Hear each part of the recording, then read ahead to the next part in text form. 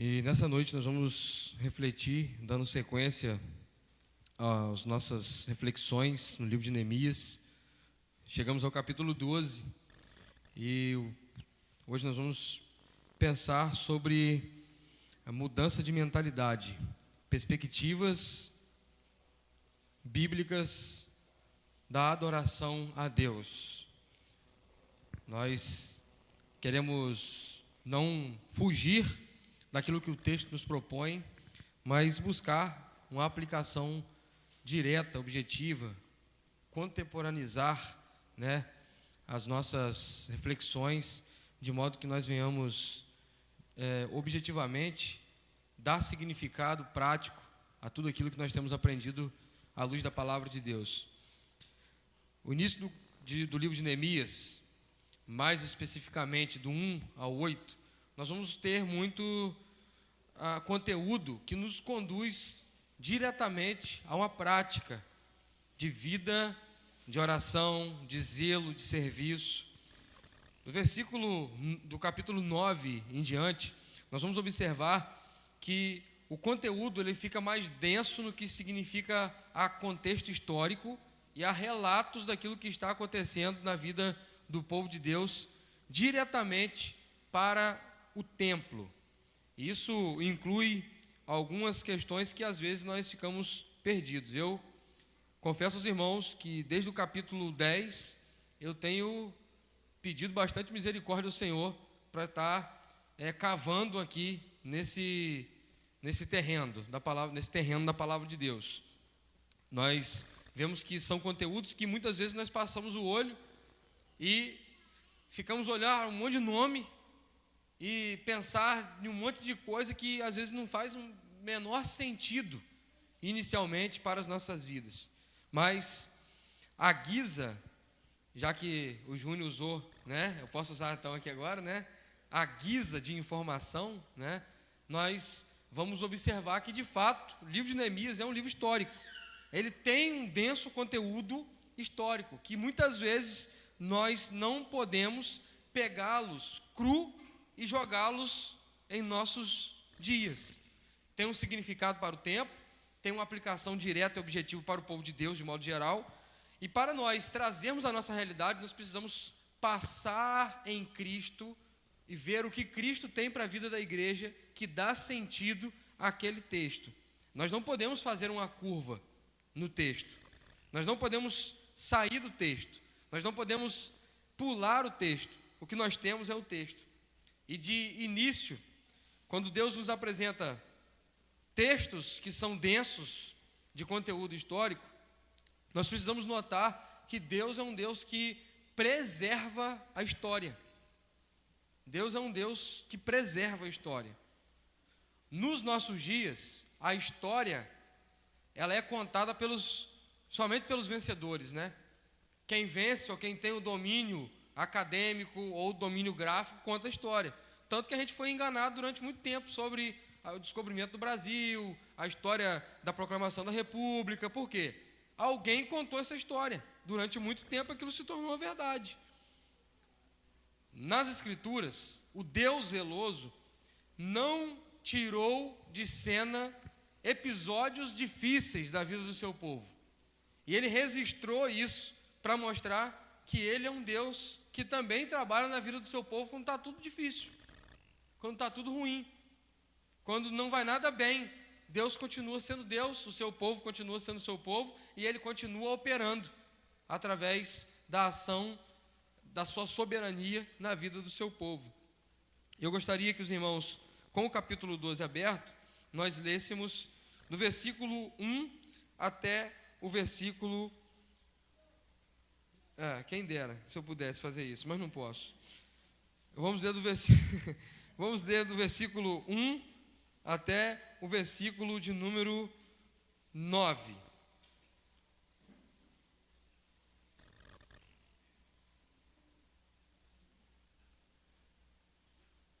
Diz assim a palavra de Deus: Esses são os sacerdotes levitas que subiram com Zorobabel, filho de Salitiel, e com Jesuá, Seraías, Jeremias, Esdras, Amarias, Maluque, Ratus, Secanias, Reum, Meremote, Ido, Genetói, Abias, Maamim, Maadias, Bilga, Semaías, Joiaribe, Gedaías, Salu, Amoque, Ilquias, Gedaías.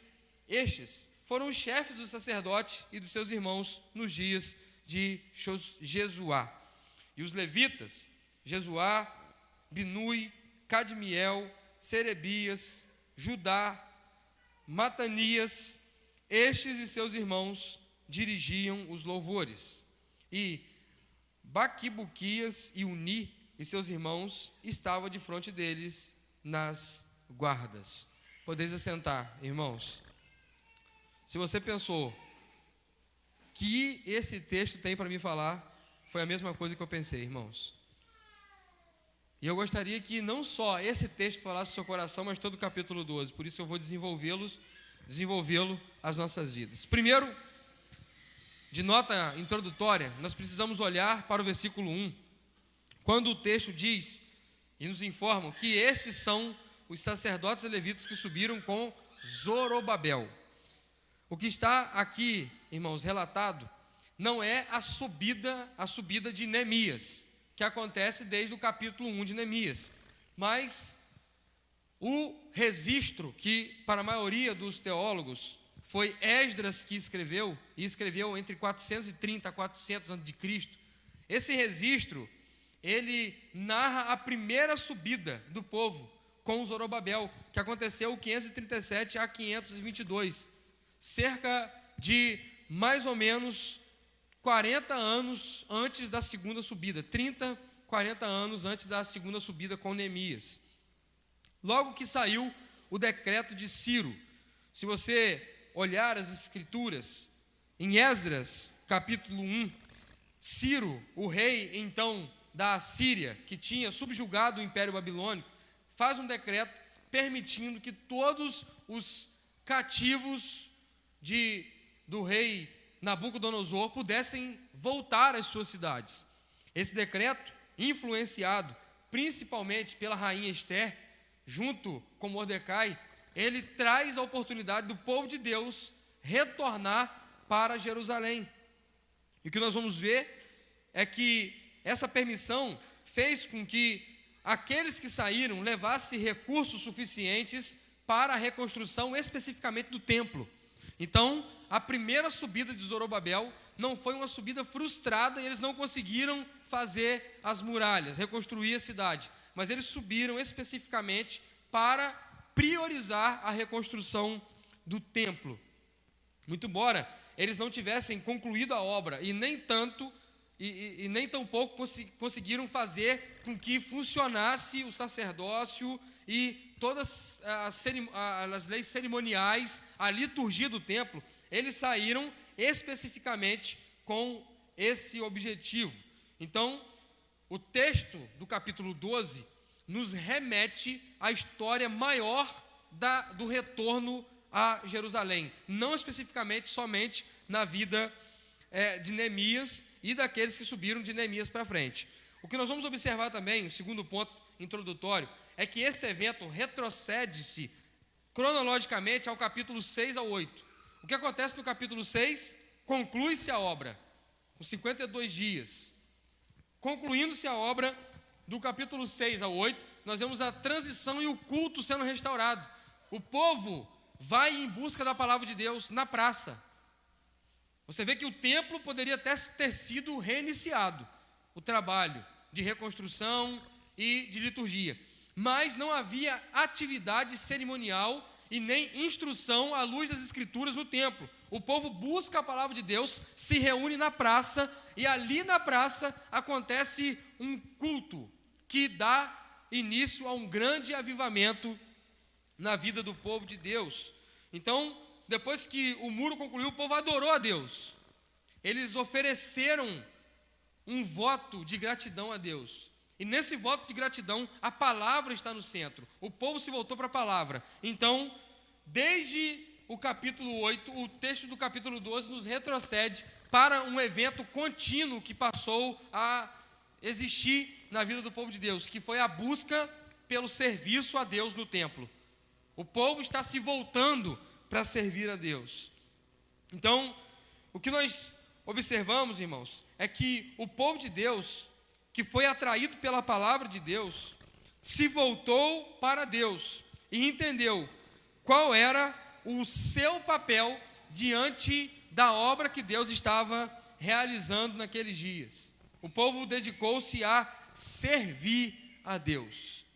Então, a mudança de mentalidade é que o povo, até então, estava pensando que somente fazer alguma coisa era adoração. Estou fazendo alguma coisa, estou construindo o templo, o outro estava plantando sua plantação, o outro estava lá cuidando das suas criações. De alguma forma estavam revezando para que os muros fossem reerguidos. E de repente, a mudança de mentalidade se dá em um povo se encontrar com a palavra de Deus e ver que Deus estava requerendo deles obediência. Obediência à palavra. E essa obediência cativou o povo a um espírito de serviço amoroso e dedicado. Dessa maneira, nós estamos aqui no capítulo 12 com a quarta lista de nomes. A quarta lista de nomes. Desde o capítulo 9 e 10, nós temos registro de muitos e muitos nomes sendo citados. Isso porque, de fato, havia uma importância de situar a história quando ela estava acontecendo e com quem ela estava acontecendo. Nós notamos que isso aconteceu em 537. Considere que, antes de Cristo, nós datamos decrescente as datas. Elas decrescem. Elas vêm caindo até chegar ao ano zero. De 537 até 400 anos, se passaram muitas coisas. E no período intertestamentário, que é o silêncio de Deus por 400 anos, como os teólogos narram, o que aconteceu é que, antes um pouco disso, Esdras se dedicou em registrar aquilo que estava acontecendo na vida do povo de Deus. Então, ele, para dar aos seus leitores imediatos, aos seus destinatários imediatos, uma situação, ou se localizarem na história, ele cita muitos nomes. Ele dá nomes e dá tempos que foram acontecendo os eventos. No tempo de Jeoquias, no tempo em que o sacerdote ele vai citar o nome dos sacerdotes, porque para o povo ali imediato isso tinha muito sentido. Para a gente não faz tanto sentido, mais do que nomes jogados ali ao vento e citados. Mas isso tem um significado para a gente, irmãos. Na obra de Deus, dado as 4 listas apresentadas por Neemias, nós vamos observar que tem muita gente envolvida. A obra e o serviço a Deus exige muita gente envolvida. Estamos vendo aqui mais uma lista daqueles que estão envolvidos na obra. Não só na reconstrução dos muros, mas na obra de servir a Deus e cuidar de um servir ao outro. Deus está mudando ou transformando a mentalidade do povo, que estava muito preocupado com as estruturas, a entender o serviço de adoração,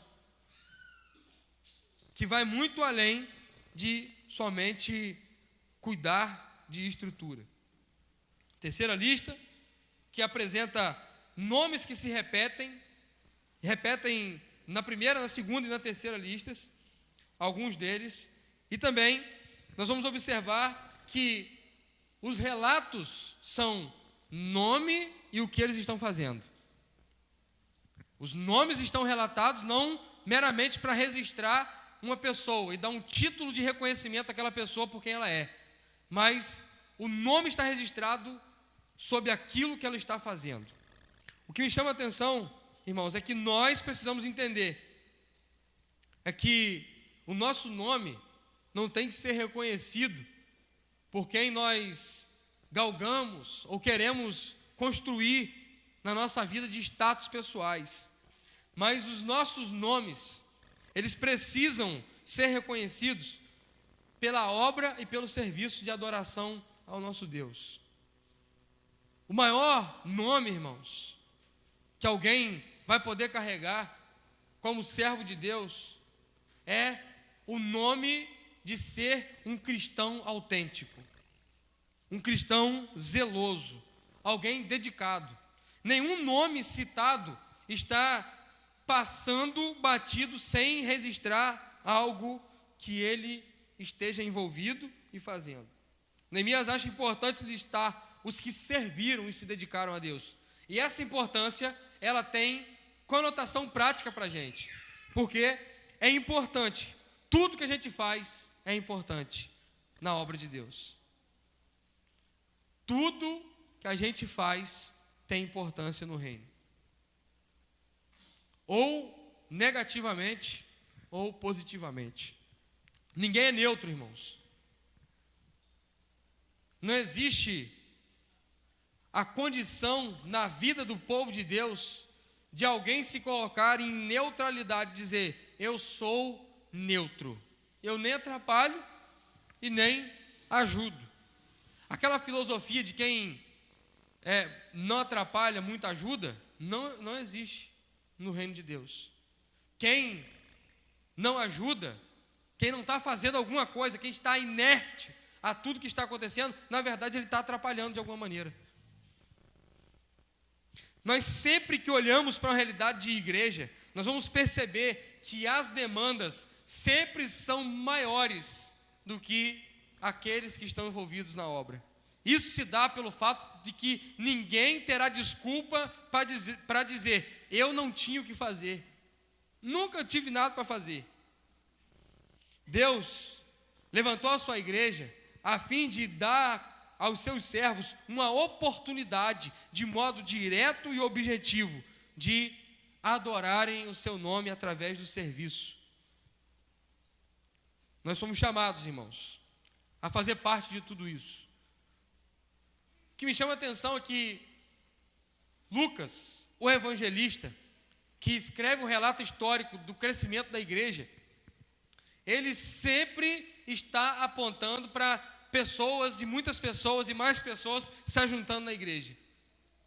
É uma igreja em constante crescimento.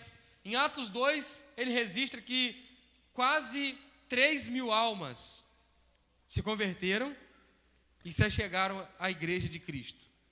Dando sequência no capítulo 4, no capítulo 6, no capítulo 9, ele está dando referências diretas de que a igreja tem muita gente se achegando. Igreja é lugar de gente. E quem não gosta de gente, o último lugar no mundo para ele estar é na igreja.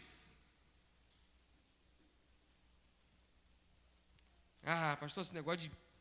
É aquela filosofia que a Bruna Marquezine, a representante do evangelicalismo brasileiro, lançou, quando, no iniciozinho da pandemia, ela disse, olha, eu até gosto da igreja, mas o que estraga o rolê, essas foram as palavras dela, eu gosto da igreja, eu gosto de Jesus, mas o que estraga o rolê são os seguidores dele, a igreja. Ela disse com essas palavras, que Deus vira a boca de Bruna Marquezine por isso. É imprecatório mesmo o que eu estou dizendo, irmãos. Sabe por quê?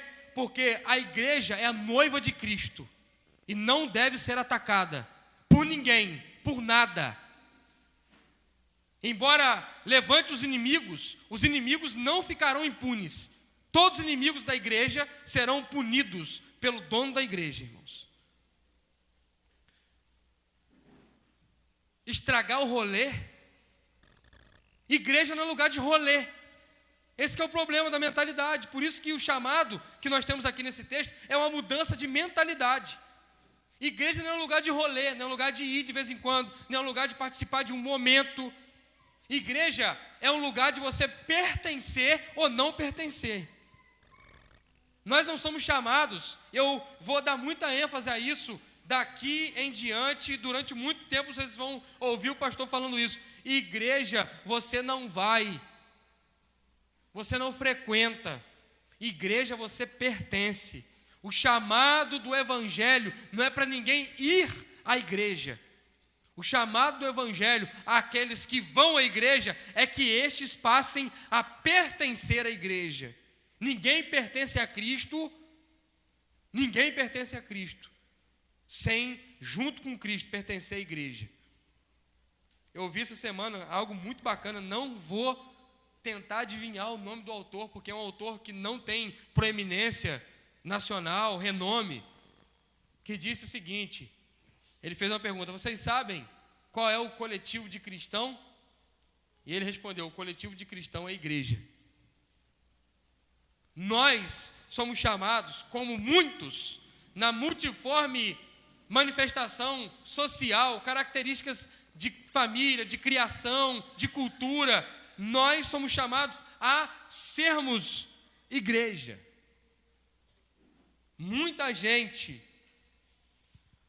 quando Deus direcionou o apóstolo Paulo a descer para pregar na Macedônia, o Espírito Santo disse a ele: porque tenho muita gente para salvar naquela cidade. Às vezes nós temos a síndrome de ter medo de igreja grande, sabia? Ah, pastor, esse negócio de igreja grande, isso não presta, esse negócio dá muito problema. Não, irmão, é natural, é um processo. Nós não nos preocupamos com o tamanho, com a quantidade que vamos atingir, e na verdade, na minha visão bíblica, dentro de um entendimento neotestamentário de povo de Deus, comunidade local, eu acredito que uma igreja ela só consegue ter qualidade pastoral, rebanho, discipulado e cuidado mútuo com 150 pessoas. Mais do que isso não pode. Mais do que isso, o que você faz, pastor? Você fecha as portas da igreja? Não. Você cria uma outra igreja em outro determinado local e remaneja todos aqueles que chegam depois desses 150 para lá, com alguns desses 150 que estão aqui para apoiar o desenvolvimento daquele trabalho lá. Neemias faz questão de dizer: a obra que estamos fazendo tem muita gente envolvida. Existem várias e várias pessoas que estão se dedicando, e eu registro o nome delas.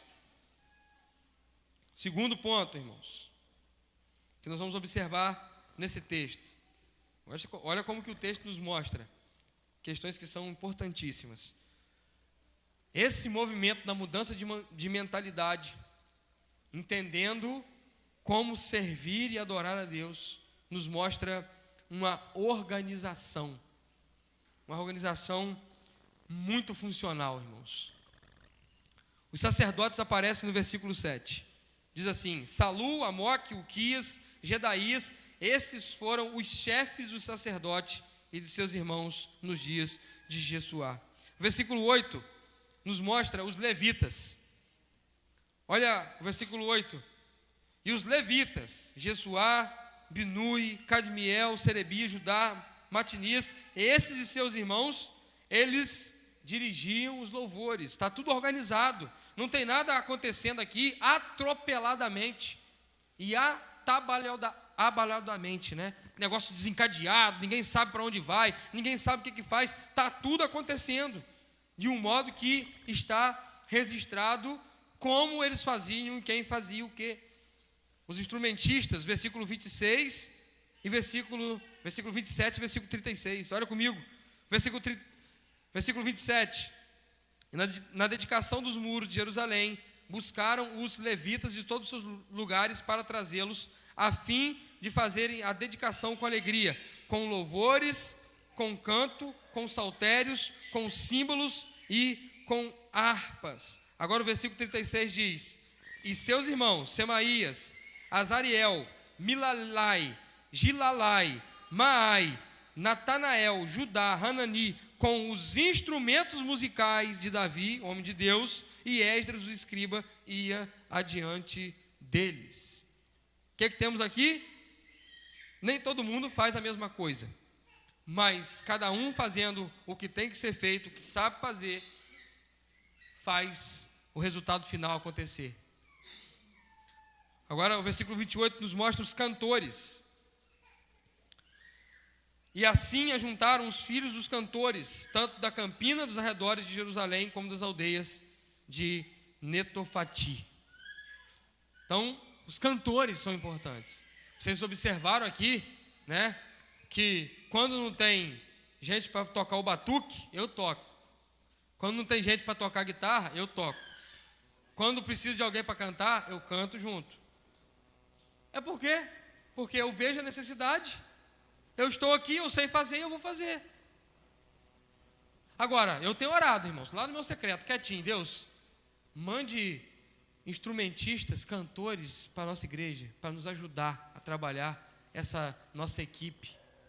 Eu tenho orado, Deus, abençoe a vida do Juan, para que ele consiga ajudar a gente a desenvolver. Porque quando você é chamado para fazer uma coisa, você se dedica a fazer objetivamente aquilo que você foi chamado, a probabilidade e as possibilidades de você desenvolver são muito maiores do que quando você tem várias ocupações e tem que fazer um monte de coisa.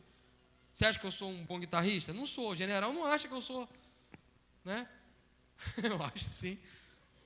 Ele não acha que eu bato bem naquele negócio ali, mas eu bato, não tem outro. Quando precisa eu bato. Eu bato bem.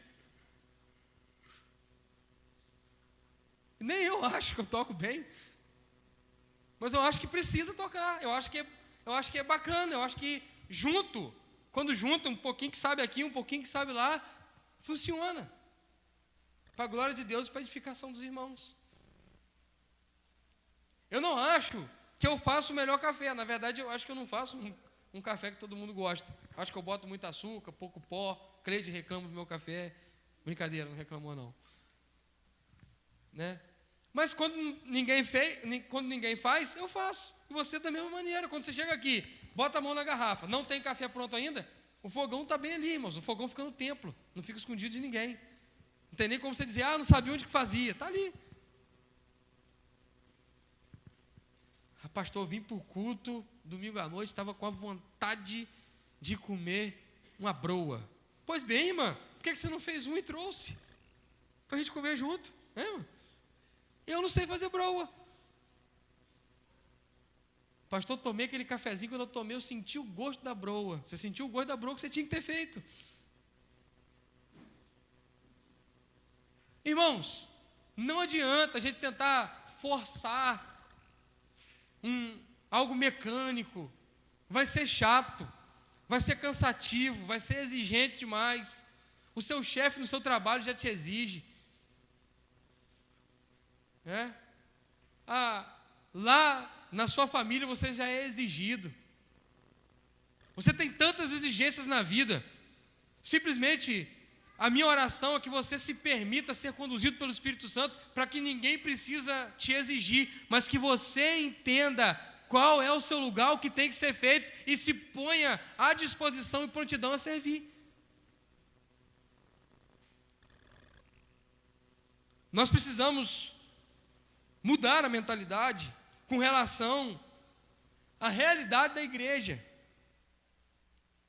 Nem todo mundo vai fazer tudo e vai conseguir fazer tudo, mas todo mundo consegue fazer alguma coisa, e essa alguma coisa que você consegue fazer é muito importante no reino de Deus, irmão.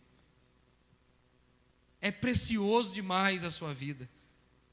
Sem os cantores, alguma coisa estaria faltando. Sem os instrumentistas, alguma coisa estaria faltando. Os levitas eram de suma importância para o serviço no templo. Os sacerdotes, eles tinham muita importância organizacional, litúrgica, no templo. E como sacerdotes, que somos sacerdotes do sumo sacerdote por excelência, Jesus Cristo, desde a era da Reforma Protestante, ficou estabelecido na vida dos cristãos protestantes o sacerdócio universal de todos os crentes. Nós não precisamos mais de um sacerdote que intervenha por nós e nos conduza até Deus. Cristo é o sumo sacerdote, e nós não precisamos que alguém faça esse serviço por nós. Nós podemos fazer diretamente a Deus. Nós fomos chamados a servir e podemos servir livremente.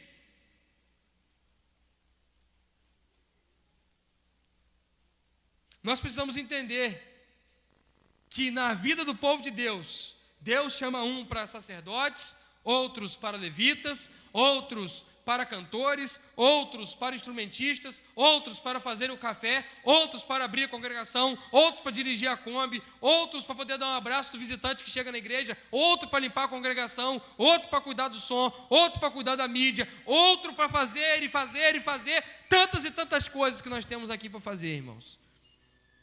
Por isso que Jesus Cristo, quando olhou para a realidade do campo, Ele disse o quê? Grande é a seara e poucos são os ceifeiros, irmãos. Existem muitos frutos para a gente colher como igreja por aí, irmãos. Mas o que Deus está esperando de nós é que nós, como ceifeiros, venhamos fazer aquilo que nós fomos chamados para fazer.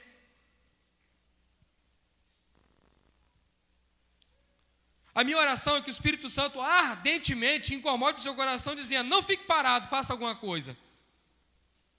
A minha oração é que o Santo Espírito de Deus, que opera aplicando os dons na vida do povo de Deus, distribua dons sobre cada um de nós e nos capacite para servirmos a Deus enquanto lutamos numa luta de franco ataque contra os nossos pecados.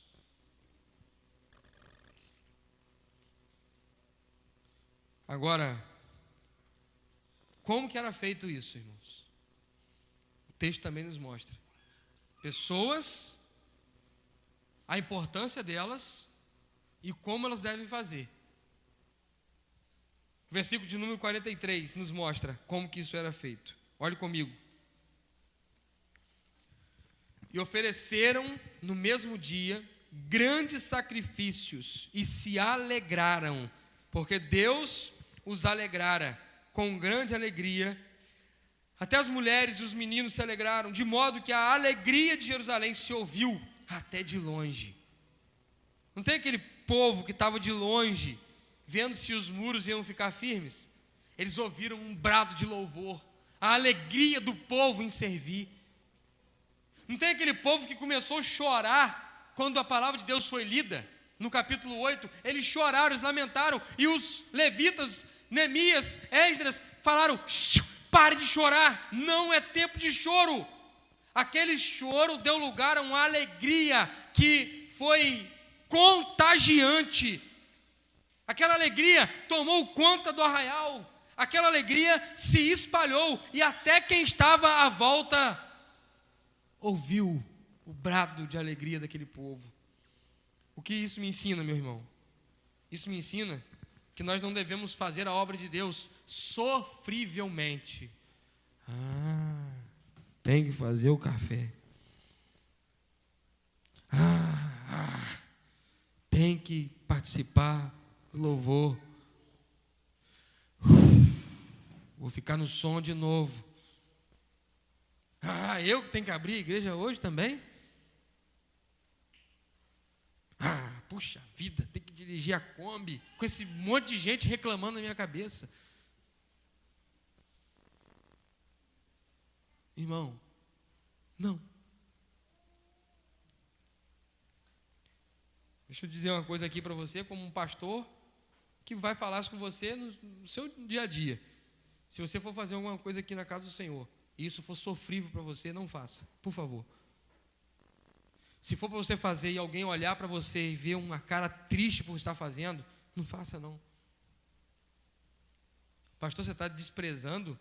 Não, eu te disse aqui agora que você é importante, que é importante você fazer alguma coisa. Acabei de te dizer. Acabei de te dizer isso. Mas eu preciso que você entenda que o que você está fazendo tem que ter contentamento no que você está fazendo. Você tem que estar alegre no Senhor por estar fazendo o que você tem condição de fazer. Você tem que estar satisfeito com aquilo que você está fazendo.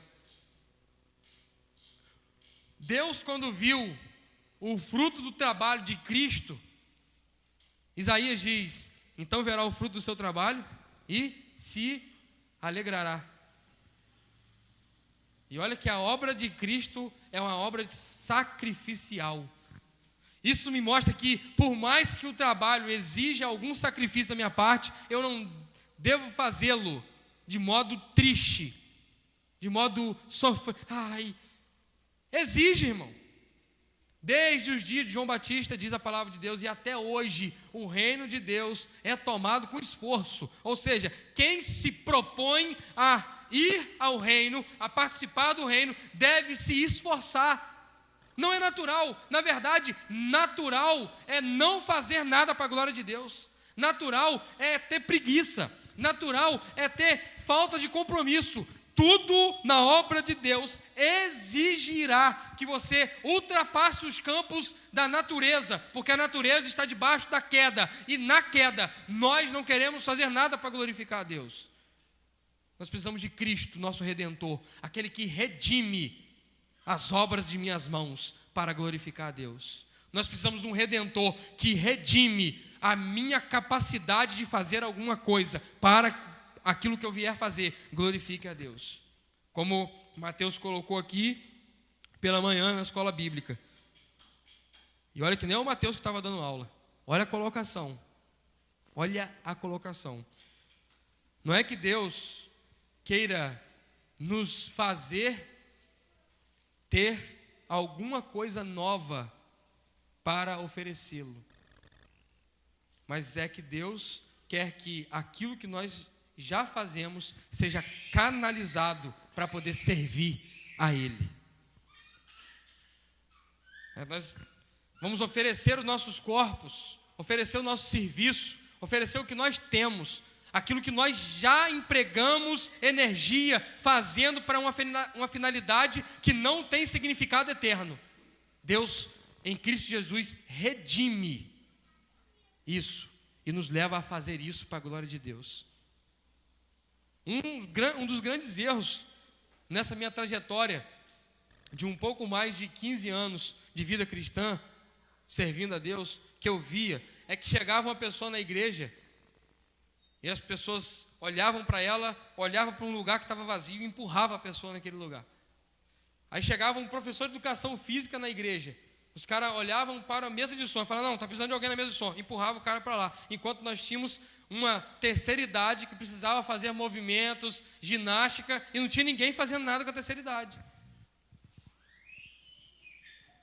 Aquilo que a pessoa estava fazendo longe de Cristo, quando ela chega a Cristo, não pode ser jogada no lixo, mas tem que ser redimido, remido e usado. Remido, melhor dizendo, e usado para glorificar a Deus. O que é remido, irmãos? Limpado, purificado. Os seus próprios interesses, as suas próprias vantagens, aquilo que você quer conquistar através daquilo, tudo isso é jogado por terra e nasce os interesses do reino. Isso que é a remissão do seu recurso, da sua capacidade para a glória de Deus. Feito com alegria, com dedicação. Eu estou empenhado, satisfeito, eu estou contente com o que eu estou fazendo. Pastor, eu quero agradecer a Deus, porque Ele tem me dado a oportunidade de fazer alguma coisa na sua casa.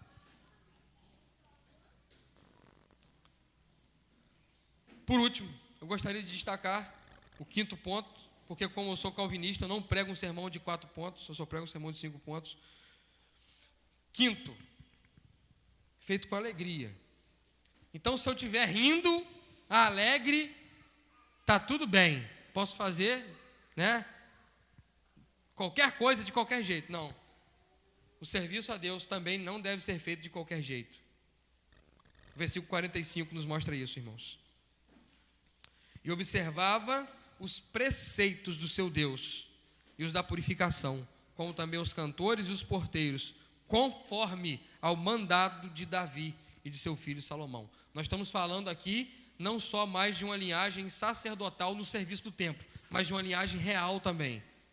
Não estamos falando mais daquela realidade de tabernáculo, que o povo saía, carregava, montava em outro lugar, depois desmontava, ia para outro e montava. Nós estamos falando da realidade do templo, que Davi planejou, juntou recursos, mas não construiu porque tinha as mãos sujas de sangue. Salomão, seu filho, fez o templo, e logo depois que ele fez o templo, o reino ficou dividido. Após a sua morte, aquilo foi destruído e existe uma realidade litúrgica de templo.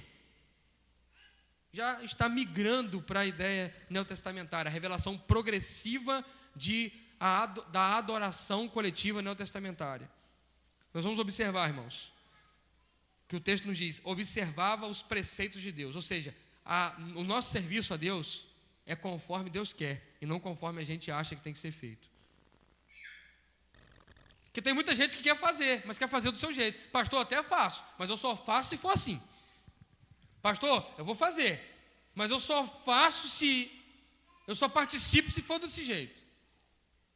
Eu já contei para vocês a história da ovelha de pastor Arnaldo, que reclamou com ele no final do culto que o culto não tinha sido bom.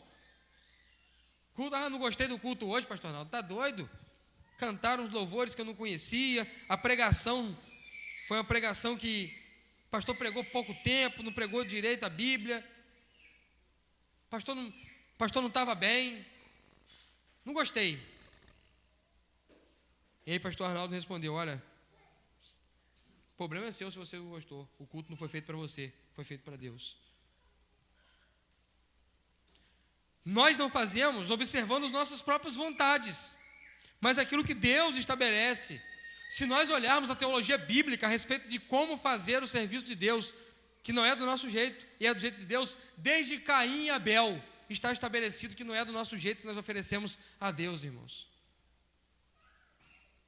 Um ofereceu frutas, cereais, mas ofereceu dizendo, olha, eu estou aqui tentando barganhar com Deus, falando, está vendo Deus, olha aí. O outro falou assim, ó Deus, eu sou humilde, simples, o que eu tenho é um sacrifício. Deus se agrada de um e de outro não. Por que Deus se agradaria de um e de outro não, irmãos? Porque ele está estabelecido um padrão. Está estabelecido um preceito. E até hoje, Deus estabelece princípios práticos para a vida do seu povo. Você deve servir com um coração que está o tempo todo entendendo que o que você faz por causa da misericórdia de Deus. Você deve fazer tudo que for colocado nas suas mãos, com todas as suas forças, entendendo a volta eminente de Cristo, ou seja, existe uma necessidade urgente de você fazer o que tem que ser feito. Você deve fazer aquilo que você consegue fazer, cheio de zelo e amor a Deus e ao seu próximo. Você deve fazer, não tentando inventar um personagem para servir a Deus, mas simplesmente administrando a capacidade que Ele te deu, cada um com a sua peculiaridade, com a sua personalidade, com o seu jeito. Nós temos aqueles que são mais acelerados, nós temos aqueles que são mais calmos, nós temos aqueles que são animados, vibrantes. Vocês viram a foto do pastor ali, né? Clarinha estava atenta e pegou o flash. Não sei se foi Clarinha ou Cleide. Foi Cleide, né? Tem gente que diz, olha pastor, o que eu sei fazer é ir. Então venha, Ministério da Presença. E nós vemos isso desde as pequenininhas. As nossas crianças que vão crescendo no nosso meio. Cada um tem uma personalidade. Uma é dinâmica, a outra é quietinha. A outra é avoadinha, porque puxou a avó. Né? Não vou falar quem não. Ué, quem vocês estão rindo? Eu, hein? E cada um do seu jeitinho tem uma forma de tocar a vida uma da outra. E isso é importante, irmãos. Nós não queremos criar um exército de soldadinho de chumbo. Eu sei que tem vidas, tem personalidades, eu sei que tem aqui criações diferentes, mas quando nós nos juntamos a Deus, cada um deve fazer, conforme Pedro orientou, 1 Pedro capítulo 4, versículo 10 e 11. Cada um administra aos outros o dom como o recebeu, como bons dispenseiros da multiforme graça de Deus. Se alguém falar, fale segundo as palavras de Deus, olha bem, como que você vai ser usado de acordo com aquilo que Deus te capacitou. Deus não exige que você faça alguma coisa para Ele sem a capacidade que Ele te deu. Ele exige prontidão para fazer aquilo que Ele te concedeu de capacidade.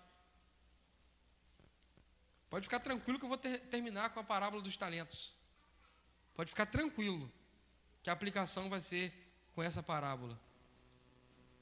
O que acontece é que se alguém fala, segundo as palavras de Deus, se alguém administrar, administre segundo o poder que Deus dá, para que em tudo Deus seja glorificado por Jesus Cristo, a quem pertence a glória e o poder para todo sempre, amém. O que Pedro está dizendo? Irmão, se você recebeu uma capacidade, é essa capacidade que você deve oferecer, de modo objetivo, simples, não precisa inventar, é essa capacidade, confiando no poder de Deus que opera através daquela capacidade. A capacitação, o dom, a capacitação é no Espírito Santo, irmãos, é no poder de Deus.